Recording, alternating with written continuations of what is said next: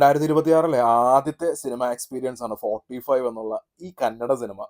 രാജ്ബി ഷെട്ടി, ഉപേന്ദ്ര, ശിവരാജ് കുമാർ ഒരു വലിയ multi star film തന്നെയാണ്. പക്ഷെ ഇത് ഡിസംബർ 25-ാം തീയതി കർണാടകയിൽ റിലീസായി. പിന്നീട് ബാക്കിയുള്ള എല്ലാ ഭാഷകളിലും 1-ാം തീയതി ന്യൂ ഇയറിന്റെ അന്നാണ് റിലീസായത്.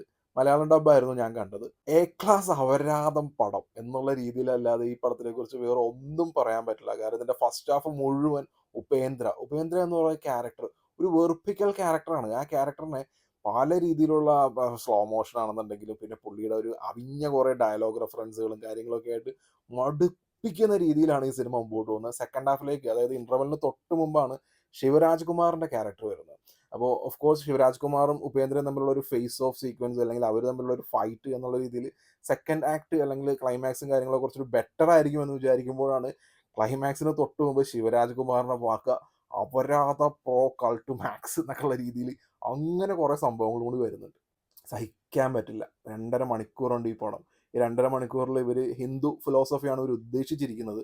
പക്ഷെ പറഞ്ഞു വന്നപ്പോഴേക്കും മൊത്തത്തിൽ കൈവിട്ടു പോയി. ഇപ്പോൾ വിശ്വാസിയായിട്ടുള്ള ഒരാൾ ഈ സിനിമ കാണുകയാണെങ്കിൽ ഞാൻ വിശ്വസിക്കുന്ന എൻ്റെ ദൈവങ്ങളെ ഇങ്ങനെയൊക്കെയാണ് അവിടെ സ്ക്രീനിൽ കാണിക്കുന്നതെന്ന് സ്വാഭാവികമായിട്ടും ചോദിച്ചു പോകും.